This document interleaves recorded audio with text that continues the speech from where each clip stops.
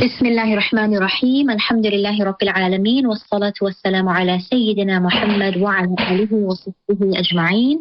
Assalamu alaikum wa rahmatullahi wa barakatuh. This is a Ramadan edition of Living the Legacy, the program airing to you inshallah in Ramadan and midway of Ramadan, and we continue exploring our legacy. But this time the legacy takes us to the past, and so we must know our past to be able to live and leave behind a legacy. Our guest today is someone who is deeply immersed in history, Islamic history, and who has written extensively, talked extensively on the topic of Islamic history. Our guest today is author, Imam and Research Manager at Yaqeen Institute, Shaykh Ismail Kamdar. Assalamu alaikum wa rahmatullahi wa barakatuh. Wa alaikum salam wa rahmatullahi wa barakatuh. Jazakallah for having me. Ameen, Ameen. Our pleasure, Sheikh. And we are really looking forward to learning today, going back into history with you on this topic. In the past, we've spoken to Sheikh about spiritual growth in Ramadan, but today we're going into history. So to give our listeners a bit of a background, we know that the Ottoman Empire based its authority on religion from the start. They had played a vital role during the time to preserve Islamic scriptures. And one aspect that stands out is that the importance of the Islamic scholars that they played during that time. If we look at that time, the Mongols were on a path where they tried to destroy Islamic scripture, and they did capture and kill Islamic scholars. Today we are looking at the role of the Ottoman Empire and what lessons we can take from them. Sheikh, if we may begin by asking you to tell us, firstly, why? Why is the Ottoman Empire so important in our Islamic history? And perhaps as part of that, as an extension to that, why do we need to read about the Muslims of that time? Okay, alhamdulillah, that's a very important question. As to firstly, why the Ottomans are important? Well, the Ottomans ruled the Muslim world for 600 years. It only ended exactly 99 years ago. So that's almost half of our history. If we don't know about the Ottoman Empire, that's half of Muslim history that we are unaware of. And this indicates a bigger problem that we have amongst English-speaking Muslims today, is that in general, we tend to be ignorant about history, right? That we focus on the most important part of history, which is the Seerah and the Khulafa Rashidin, and rightly so, that is the most important part of history. But beyond that, most of us don't know about the Umayyads, the Abbasids, the Mamluks, the Mughals, the Delhi Sultanate, or the Ottoman Empire. And from all of these empires, the Ottoman Empire is important for several reasons.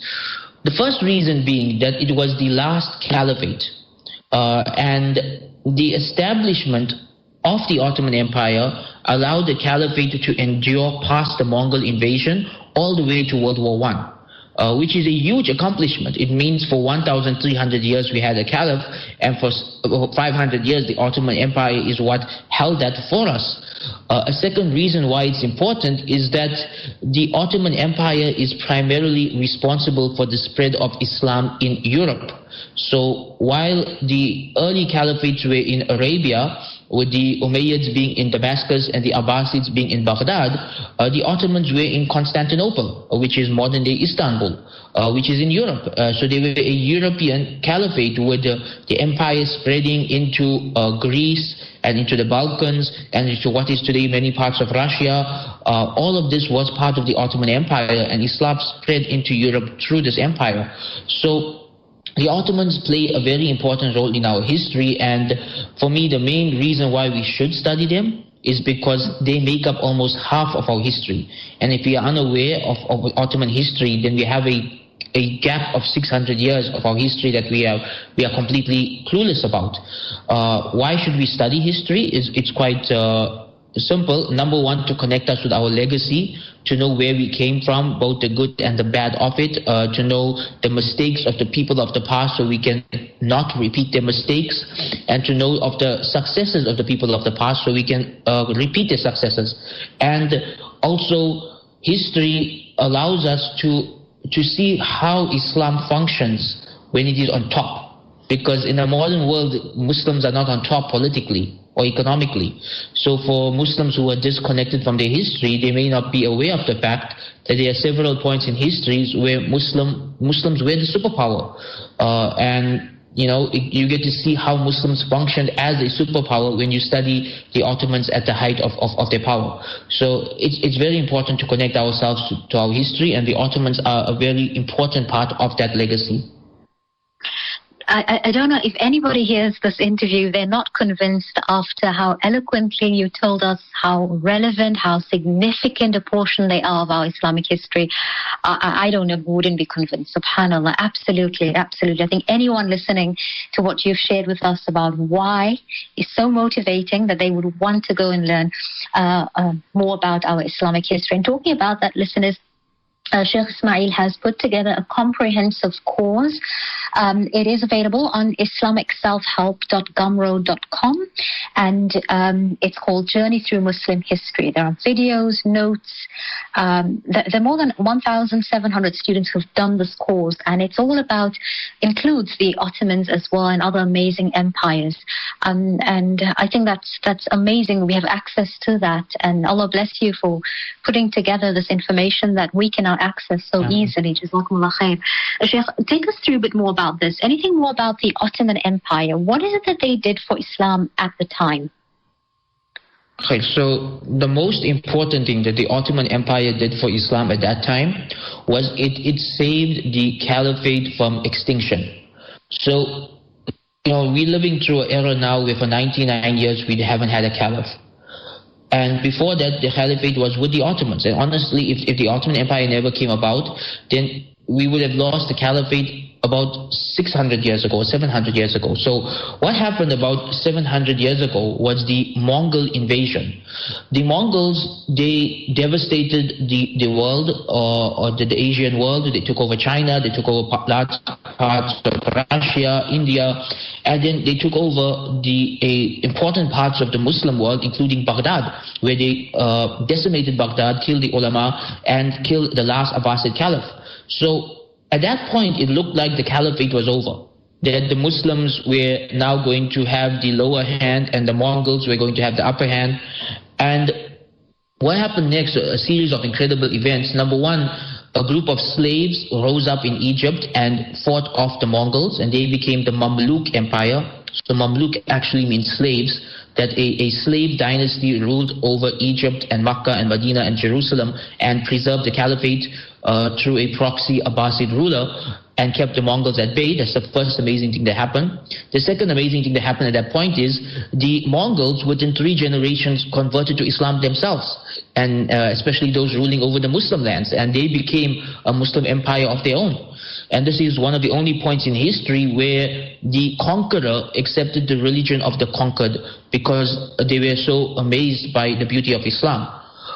The third amazing thing that happened at that point was the rise of the Ottomans. And their history is amazing because the Ottomans come from a series of nomadic Turkish tribes that had been traveling west from Mongolia all the way to what is today Turkey. At that time, it wasn't called Turkey. And at that time, they found themselves sandwiched between the Crusaders of the west and the Mongols of the east, both trying to destroy them. So they had to adapt to the situation. They couldn't live a nomadic lifestyle anymore, facing jihad on 2 fronts. And so they established some towns and cities to defend themselves, to form a civilization to protect themselves against both the Mongols and the Crusaders. And over time, they grew and they expanded, taking over nearby cities and countries, until within 100 years, they were an empire of their own. It wasn't something they sought out to do. It was just a reaction to the situation. The highly fictionalized TV show Ertuğrul, it kind of shows this, but in a very fictionalized way. So like Ertuğrul Ghazi was the leader of this nomadic tribe, and he waged jihad against the Crusaders and the Mongols for about 40 years. And to adapt to the situation, him and his son Osman, and Osman is the founder of the Usmani dynasty or the Ottoman dynasty, they established a city to protect themselves from the Mongols and the Crusaders. And they established the city upon Islam and upon jihad. and fighting off the Mongols and the Crusades at the same time. They continued to expand in both directions until within 100 years they had this empire. So the single most important thing the Ottoman Empire did for Islam was the preservation of a caliphate or an Islamic state at a time when people thought that it's over. People thought it was at the end of the world. Like, if you read the books written at that time, ulama alive at that time, they thought that the Mongols were Ya'juj and Ma'juj, and they thought the world was ending. But it was the qadr of Allah that the Ummah was going to go on for another 600 years. The difference being, I like to split our history into two segments. The first half of our history was the rule of the Arab dynasties, and the second half of our history was the rule of the Turkish dynasty. And so it was Allah's qadr that from this point, the Muslims wouldn't be ruled by the Arabs, but by the Turks instead. And so we had the rise of the Ottoman Empire, through which Islam was preserved for another 600 years. Subhanallah, subhanallah. Sheikh, some of the scholars we know today are from that period. Can you touch on who they are? Why did the Ottoman Empire from the start hold an importance to Islamic scholars? And the influence that those scholars had on the empire itself. Yeah, so as for why the Ottoman Empire held an importance to Islamic scholars, it's the same with any Muslim empire. If your empire is established upon Islam, then you need the ulama to make sure that you're doing it properly. Now, obviously, not all of the Ottoman kings were good. Every dynasty in our history had their good rulers and their bad rulers, and honestly, most of the kings in our history are just human. They had their good qualities and their bad qualities. And one of the things the ulama did was, keep them in check, stop them from jumping on their worst impulses. So the early Ottomans, like Osman Ghazi and his son Urkhan, they were very strongly linked to the Sufi tariqas. And so they had they had a spiritual guide from the Sufi ulama who they would follow. And this was a trend that kept up throughout the Ottoman Empire, that most of the Ottoman rulers did have a spiritual guide from amongst the ulama that helped to keep them in check. Now, it's difficult to point out specific scholars by name because the Turkish Hanafi ulama are like a different tradition from the Indian Hanafi ulama. So remember, India was never part of the Ottoman Empire. It was a separate empire. At that point, it was the Mughal Empire. The Mongols had converted to Islam and had become the Mughal Empire, and they were ruling over India. So they had a separate tradition of ulama in that empire from the Ottoman Empire. But just to give one example of an Ottoman scholar and his influence, we look at the great Mufti Abu Sud Effendi.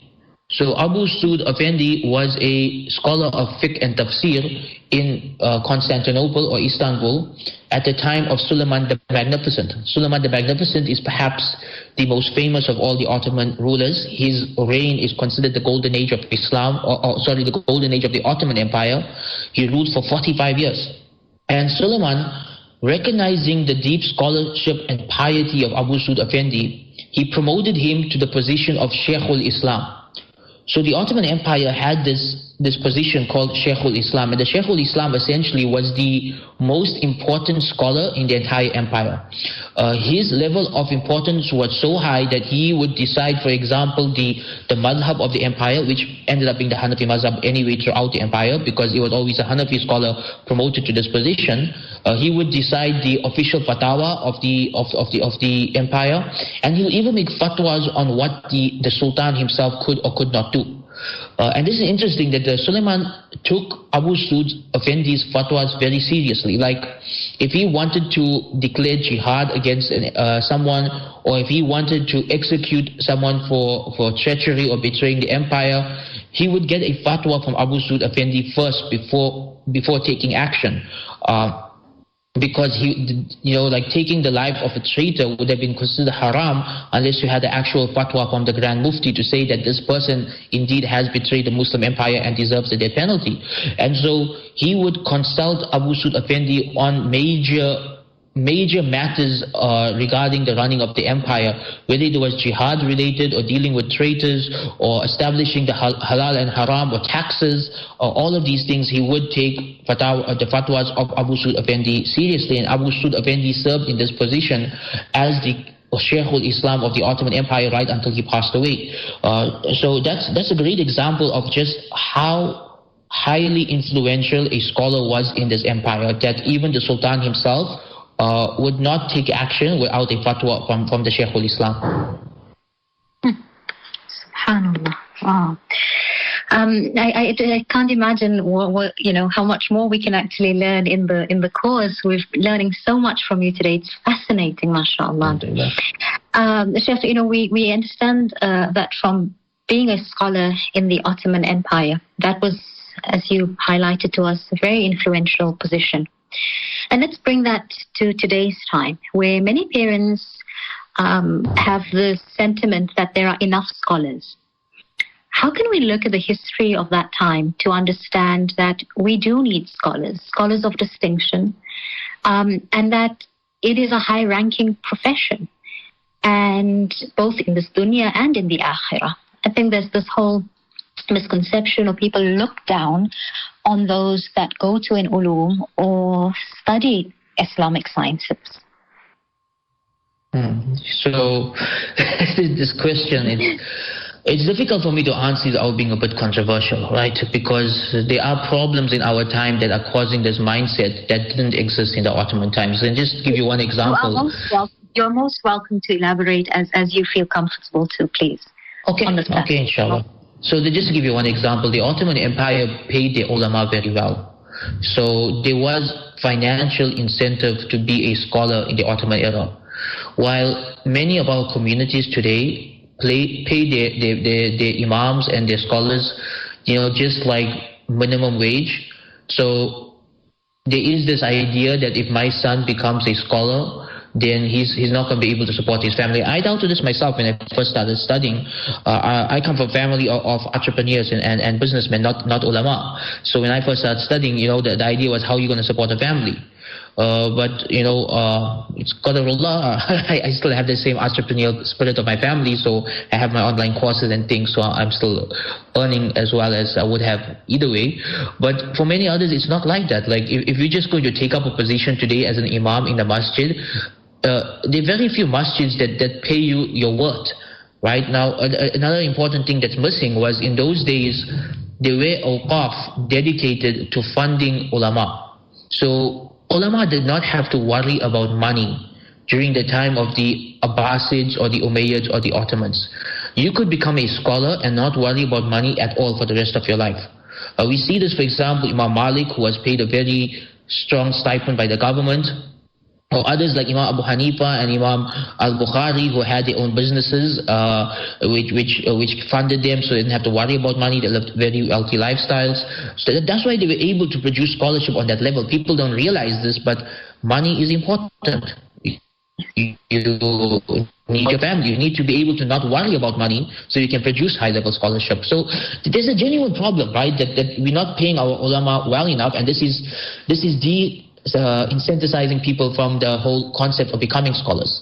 So ulama are very important, right? They are the inheritors of the Anbiya. They continue the work and the mission of the prophets. And I would say today, we don't need, people say we have too many ulama. I disagree. We may have a lot of graduates, but we don't have that many ulama on the caliber that we need.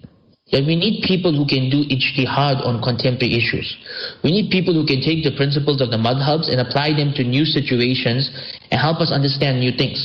We need ulama who understand cryptocurrency so they can give us fatwa on Bitcoin and things like that. We need ulama who understand medical science so they can give us fatwa on the latest medical developments.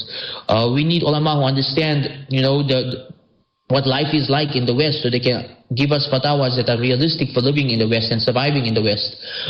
We need ulama. It's a necessity of our times. But what we need is high quality ulama. So my advice, I actually have been trying to encourage parents to get their children to study to be ulama. I find that with this generation, even the ulama don't want their children to be ulama. This is the actual experience I've had. A lot of Maulanas who are not earning well themselves, they want a better life for their children, so they're sending their children to university instead. And my worry is that within the next 50 years, we're not going to have as much ulama as we have today. because people are worried about the fact that if I become a scholar, I'm not going to earn well. So my advice is become a scholar and something else at the same time. Why choose one or the other? Imam Abu Hanifa was a scholar and a businessman. So I like to follow Imam Abu Hanifa's model. I have my business, my online courses and my ebooks, and doing Islamic scholarship at the same time. I know of ulama who are qualified psychologists, ulama who are mechanics, ulama who are qualified engineers, ulama who are university professors with PhDs. You don't have to limit yourself. That's the thing. You don't have to limit yourself. And we need, some of the best ulama I know today are doctors, and they're able to give us really good fatwa on medical science. So I would say, encourage your children to be ulama. We need ulama. But don't limit it to such that, you're a Maulana now, so you can't be anything else. No. You can become a scholar and become a professional in another field and combine that to provide a unique service to the ummah that nobody else can. So this is a very, very crucial field for solving the problems of our time. That we have ulama of the highest caliber who earn well and who are deep thinkers and highly qualified and who can actually deal with contemporary issues. This is necessary for our time. So my advice to parents, please do not discourage your children from studying the deen. Rather, push them to be able to do both deen and dunya, right? Because we need ulama. Well, we're very grateful for that honest explanation and for really putting it out there. I think that is what we need. I know my husband as well, like you mentioned, those that are in academics, PhD and Islamic scholars. My husband is one of those, and as you mentioned, he shares those same sentiments, and because that is what this ummah needs, and it is very worrying, even within the next 10, 15, 20 years, what is the quality of the ulama that we are producing, and the legacy of our scholarship, which is often a far cry from the past. But we're very grateful that you've been honest and shared this. We do understand it's a sensitive topic, but it's also a topic we need to speak about. And Ramadan is the time when people are ready for change and the hearts are softer. So we hope that this reaches even just one person who sees it from this angle can make a difference, inshallah. Inshallah.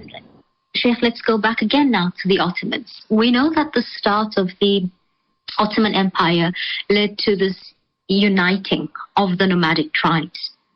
What role did the Ottoman Empire play in this golden age? And let's bring it back again to the present. What are some of the lessons that our youth, that we all can draw from this period? Okay, so the Muslim empires all went through cycles, right? They had their rise, their golden age, and their fall. So we actually had multiple golden ages in our history. When people think about the golden age, they generally refer to the Abbasid golden age. So that's like 300 years after the time of the Prophet ﷺ, when the Abbasid empire was at the height of its power, and they were like the most dominant superpower in the world. There was a time when Imam al-Bukhari was alive and Ahmad ibn Hanbal was alive, and where we had great doctors and scientists and mathematicians. That's the golden age people know. But what many people don't realize is that when the Abbasid Empire fell and then the Ottoman Empire rose, we had another golden age. Right, so at the time of Suleiman the Magnificent and his father Salim, that was a golden age of the Ottoman Empire. And at the height of their power, in the time of Suleiman the Magnificent, the Ottoman Empire spread across what is today 30 countries across 3 continents. They had their base in Europe, but they spread across all of North Africa and large parts of Asia as well, and all of the Middle East. That this was a massive empire. And it wasn't just massive in size, but it was wealthy. It was, at that point in time, technologically advanced. Later on, the Ottomans would fall behind in technology. But at that point in time, it was technologically advanced. It was the center of scholarship. So it was an amazing empire at that point in time. And a few things that we can look at as examples of how influential the Ottoman Empire was at that time. Number one, the Ottoman Empire is often referred to as one of the world's first gunpowder empires, right? So they were amongst the first empires to adapt to the usage of gunpowder for guns and cannons. In fact, that's how they conquered Constantinople. And that's how they took Makkah and Medina and Jerusalem from the Mamluks, that they had guns and cannons, and that made them militarily superior to their opponents who were using swords and bows and arrows. So just again, the fact that a Muslim nation was technologically advanced compared to other nations in terms of military technology at that time is something that's mind-blowing today when we see that, it's often the opposite in the modern world. But at that point in time, they had the best technology in terms of military. That we know the cannons that they built to take over Constantinople was the largest cannon in the history of this world. You can still find it in a museum in London. And another thing where they were advanced was the architecture. So during the reign of Suleiman the Magnificent, he had his chief architect was Mimar Sinan, right? And Mimar Sinan, he designed the Topkapi Palace, the Suleimania Masjid and Center, many of the schools and universities and madrasas and bridges of the Ottoman Empire. And what's fascinating about the buildings that he designed is that they are still in use right till today. That these buildings are still standing. They have survived over 40 earthquakes over the past 400 years. And they are still standing and they're still in use, and they're amongst the safest buildings to use. So he actually designed earthquake-proof masjids and schools 400 years ago that we are still using right till today. And when you walk into these masjids and these palaces, they are absolute works of art. And his style of architecture even influenced other empires. So we say that the Indian Empire was under Mughal rule, it wasn't under Ottoman rule. Yet the Taj Mahal was designed by the students of Mimar Sinan. So his students were the ones who took this architectural design from the Ottoman Empire to the Mughal Empire, and that led to the Taj Mahal being built. So his influence spread outside of his empire. Another way that the Ottomans had influence that we won't even think about today was something as simple as coffee. That the whole idea of coffee shops, where intellectuals go and sit in coffee shops and discuss their deep ideas over a cup of coffee, this originated in the Ottoman Empire. That the Ottomans came up with this idea of just sitting around drinking coffee and talking about deep ideas. In fact, it's interesting that at one point the Caliph was so worried that all these intellectuals are getting together and having discussions in coffee shops that he tried to get a fatwa passed to ban coffee shops, because he was worried that people were plotting rebellions and coups in the coffee shops, because it was just like all the intellectuals of the city getting together and having discussions. So this whole idea of coffee shops and this culture, we go to coffee shops and sit and discuss and have creative meetings, this originated in the Ottoman Empire. They popularized coffee itself, right? Again, this is just an empire having global influence. Things that are global norms today started there. And one last example I would give is the concept of freedom of religion. So this started with the Sharia, but the Ottomans systemized it, right? So in the Sharia, non-Muslims, as long as they pay the jizya, they have full freedom of religion to a level higher than even what they have today. And we see this systemized by the Ottomans into a system that they called the Millat system. Millat means religions. The Millat system, and what the Millat system means is that every city and village and community ruled by their own religion as long as they paid the jizya.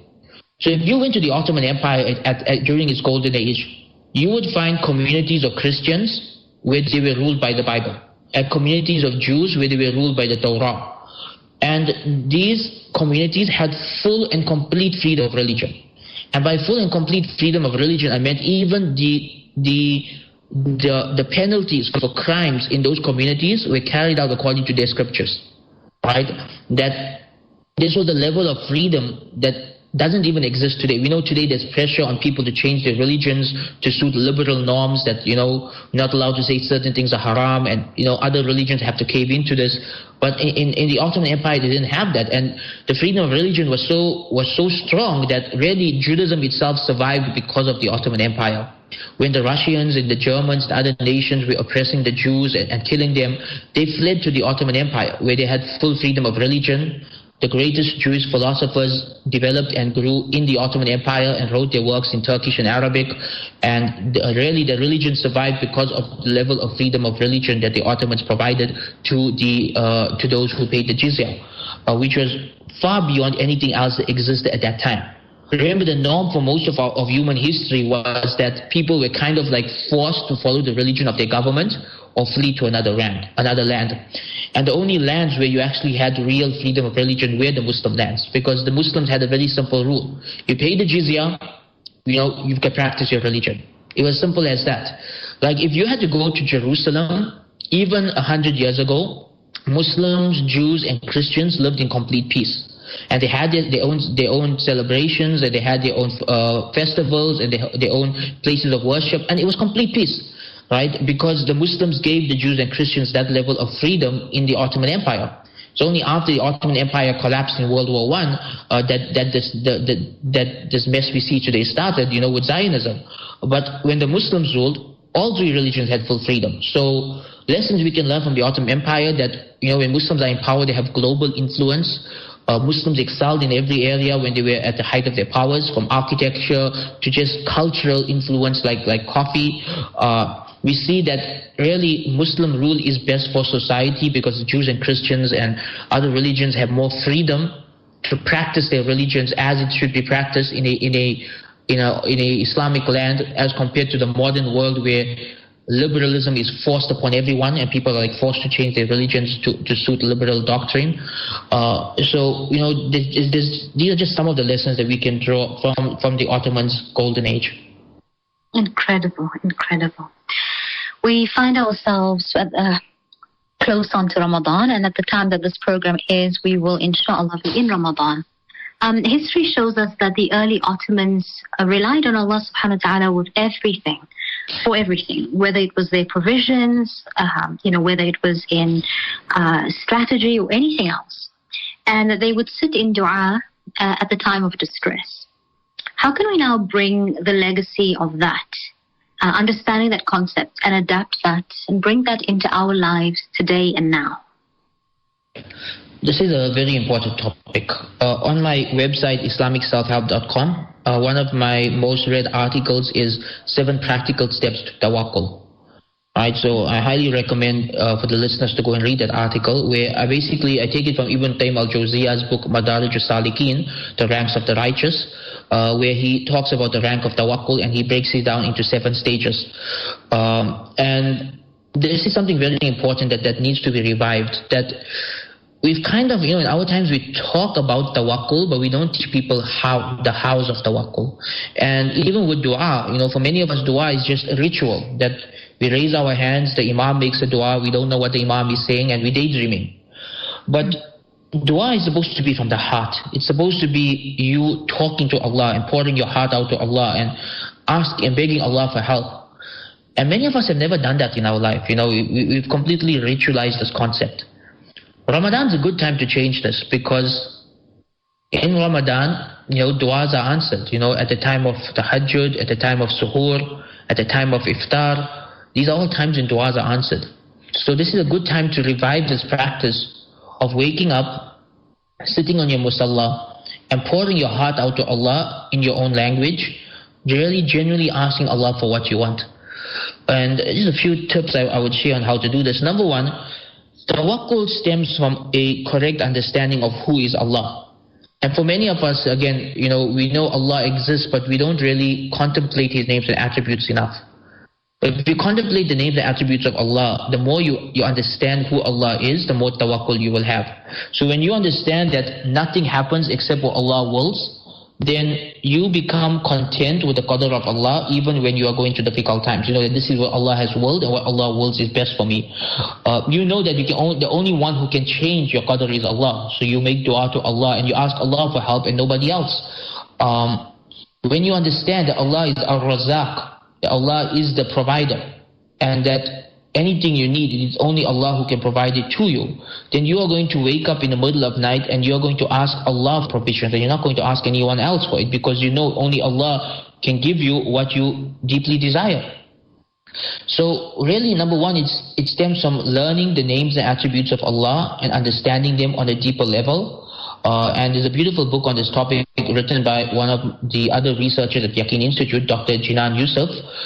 She's a great scholar from the UK, and she's written this amazing book on called Reflecting on the Names and Attributes of Allah. It's a huge book. It's something I highly recommend for every Muslim home. Every Muslim home should have a copy of her book, where she really breaks down each of the names of Allah and the lessons we can take from it, and the practical lessons we can take from it, and how to connect to Allah through His names and attributes. So Dr. Jinan Yusuf, get hold of her works on the names of Allah. It's absolute masterpiece. So connecting to Allah, that's number one. Number two is to take advantage of the time of Tahajjud. Right, and this is easier in Ramadan because we are awake at that time to eat suhoor or sehri. So my advice is, when you're waking up for sehri, wake up 15 minutes earlier. Make wudu, pray just 2 rakats of tahajjud, and then sit and make dua until it's time to eat. Just sit and make dua. And do that every day for the rest of Ramadan. You will notice a stronger level of tawakkul, a stronger sense of piety, a deeper connection with Allah, more inner peace, and many people I know experience miracles during this time. Many people I know who are stuck on issues that they felt were unresolvable, that were impossible to fix, when they woke up at the Tahajjud time in the month of Ramadan and poured their heart out to Allah, their problems were solved in the most miraculous of ways. That they themselves witnessed the karamat of du'as being answered. So, these are a few things we can do to revive these practices. Number one is to reconnect with the names and attributes of Allah and to understand who Allah is on a deeper level. And number two is to take advantage of the time of Tahajjud, especially in the month of Ramadan, because in the month of Ramadan, 3 things are combining: Tahajjud plus Ramadan plus Suhoor, right? And in the last 10 nights plus, Laylatul Qadr. So that magnifies the opportunities of du'as being answered. So take advantage of that, and inshallah you could witness miracles. Inshallah, alhamdulillah. And Shaykh, finally, if we could ask you, where can one learn or read more about the Ottomans, their role in modern Islamic history? Tell us a bit more about how listeners can purchase, is it your books or your courses on this topic, please? Okay, alhamdulillah. So I myself do not have any books on the Ottoman Empire yet. I say yet because I do have a goal within the next 2 years to start producing books on this topic. One of the big problems we've had with English literature is that we don't have that much books on the Ottoman Empire. But this is changing, alhamdulillah. There are 3 books I've gotten hold of recently that have been published in the past 2 years that are phenomenal works on the Ottoman Empire. So one is it's called The Lost Ottoman Heritage by Steph Keres. So he's a Greek convert to Islam who traces the Ottoman history of Greece. Many people don't realize Greece was part of the Ottoman Empire for 300 years, so it's a phenomenal work. Another one is Sultan Abdul Hamid II, the last great Ottoman Sultan, by Muhammad Harb. So Sultan Abdul Hamid II was not the last Ottoman Sultan, but he was the last great Ottoman Sultan. He was the one who opposed Zionism and prevented the establishment of Israel, and he did a lot of other important things, and he was really the last hope for the Ottoman Empire. So his biography is another beautiful work. And then a more recent one that I think just came out last year is a translation of a Turkish book by the author Ilber Ortayli, who is he's a history professor in Istanbul, Turkish history professor in Istanbul. And the English translation of his book is called Discovering the Ottomans, right? Discovering the Ottomans. It's a beautiful work. It's a short book. It's just about 150 pages, but it's beautiful. He just goes through like a snapshot of the most important things about the Ottoman Empire. And moving on to my own work, right? So my history course, alhamdulillah, 3 years ago when the pandemic started, and I was sitting in lockdown, wondering what am I going to do with my time sitting at home in the lockdown. So I decided, I'll just record some history videos and put them together as a course. I honestly only expected like 30 or 40 people would end up studying it, but I just did it anyway because nobody had done it before. And I spent about 10 months putting together this course on the history of Islam, and to my surprise and the qadr of Allah, which I'm very grateful for, over 1,700 people have taken the course to date. And this course is called History of Islam. If you go to my website, islamicselfhelp.com, it's the first thing you will see at the top of the website as my #1 bestseller. fascinating thing with this course is when I was putting it together, I was going to do 2 hours on the Ottoman Empire. And when I actually did my research, because like I said, there's not much available in English on the topic, so when I actually did my research, I was surprised at how much exists on the Ottoman Empire and how much we don't know about the Ottoman Empire. At the end of the day, if you study my course, I have over 8 hours on the Ottoman Empire. So the course is around 30 hours long, including the Sirah, the Khulafa Rashidin, the Umayyads, the Abbasids, Islamic Spain, the accomplishments of Muslim scientists, and 8 hours on the Ottoman Empire, which I myself did not set out to do. It was just that while researching for my videos, I kept discovering more and more about the Ottomans and was shocked that none of this knowledge is available in English.